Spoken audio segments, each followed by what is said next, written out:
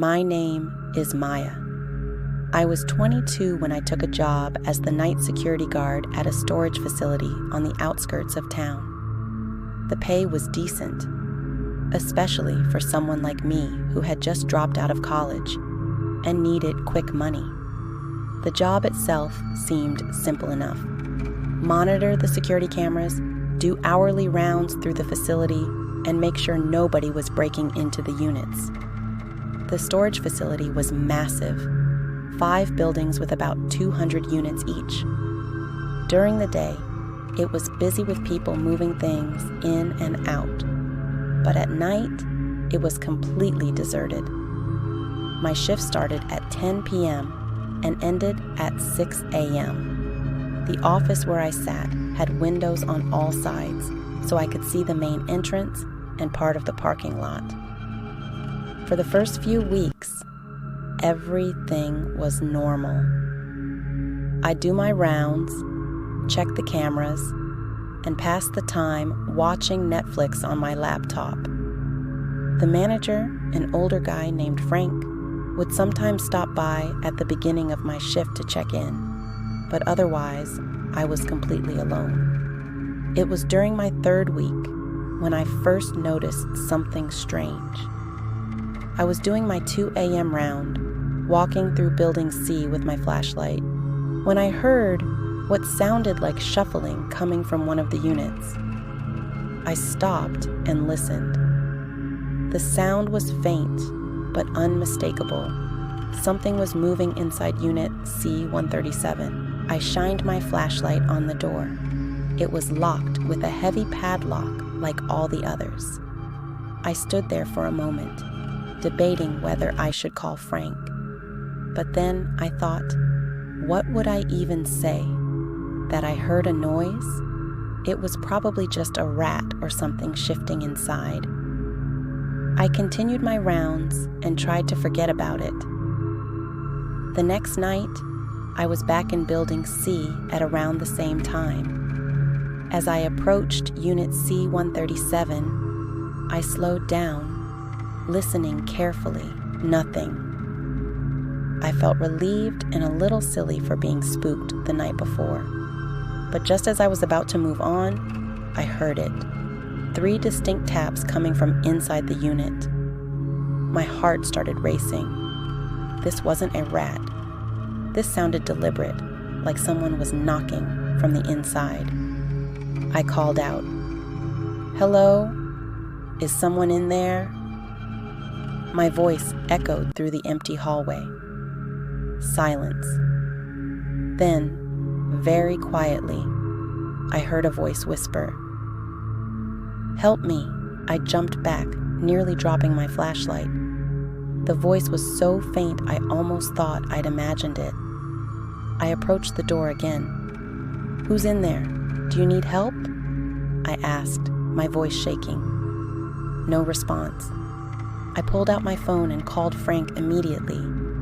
He sounded groggy when he answered, but when I told him what happened, he said he'd be there in 15 minutes. Those were the longest 15 minutes of my life. I stood a safe distance from the unit, keeping my eyes fixed on the door. I didn't hear anything else.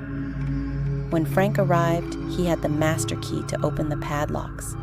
He looked skeptical as we walked to C-137. "You sure you heard something, Maya? These old buildings make all kinds of noises," he said. "I'm positive," I insisted. "Someone said, 'Help me.'" Frank unlocked the padlock and lifted the rolling door. I stood behind him, heart pounding, as the door rattled upward. The unit was packed with furniture, an old couch, bookshelves, boxes stacked to the ceiling. Frank stepped inside and looked around, moving some boxes aside. "See? Nothing here," he said, turning back to me with a look that made me feel like I was losing my mind. I peered past him into the dark unit. He was right. There was no one there. Frank closed up the unit and told me to call him if I heard anything else, but his tone suggested he thought I was just being jumpy. The next night, I was hesitant to do my rounds. At 2 a.m., I forced myself to do my rounds. As I approached Building C, my palms were sweating. I walked slowly down the hallway, my flashlight beam bouncing off the metal doors. When I reached C-137, I stopped and listened. Nothing. I was about to continue when I noticed something on the floor in front of the unit. A small, dark stain that hadn't been there the night before. I crouched down to look at it. It was still wet, slightly sticky. In the beam of my flashlight, it looked red. I stood up quickly, backing away from the door. That's when I noticed the padlock. It was the same one Frank had put on last night, but it looked different somehow. I moved closer and saw that it was hanging unlocked, just placed through the latch to appear secured. My hands trembling, I called Frank again. No answer. I tried 3 more times. Nothing. I knew I should leave, go back to the office and call the police, but something kept me there, staring at that door. I reached out and touched the padlock. It fell open in my hand. Before I could decide what to do next, I heard a sound from inside the unit. Not a voice this time, but a slow scraping, like something heavy being dragged across the floor. I backed away, my heart hammering in my chest. The scraping got louder, closer to the door. Then it stopped. The silence that followed was worse than any noise. I stood frozen, unable to move, as the door began to rise. Just an inch at first, then another. I couldn't see anything in the darkness beyond. That's when I ran. I sprinted back to the office, locked the door, and called 911. I told them someone had broken into one of the units and might be dangerous. The police arrived 10 minutes later. 2 officers went to check Unit C-137, while another stayed with me in the office. When they came back, they looked confused. "The unit is locked," one of them said. "We need the manager to open it." I called Frank again, and this time he answered. He arrived 20 minutes later, clearly annoyed. When we all went to C-137, the padlock was securely fastened, just as it should be. Frank opened it, and the police searched the unit thoroughly. Nothing. No bloodstain. No sign that anyone had been inside. The officers looked at me like I was crazy.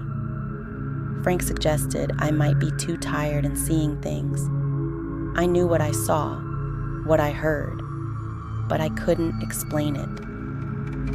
I finished my shift that night, but I didn't do any more rounds. I just sat in the office, watching the cameras until morning. The next day, I quit. Frank didn't seem surprised. A week later, I was scrolling through the local news when I saw a headline that made my blood run cold. "Missing person found dead in storage unit." The article said they found the body of a young woman in Unit C-137 at my former workplace. She had been reported missing 3 months ago. The article mentioned that the police were investigating how long the body had been there. The unit belonged to a man who hadn't accessed it in over 4 months. I called the police immediately and told them everything. The detective who interviewed me listened carefully, but didn't say much. He just took notes and thanked me for coming forward. I never found out if what I heard that night was really her. Sometimes I think about going back to ask Frank or the police for more details, but I can't bring myself to do it. I don't want to know if she was trying to reach out to me or if something else was in that unit with her. I don't work night shifts anymore.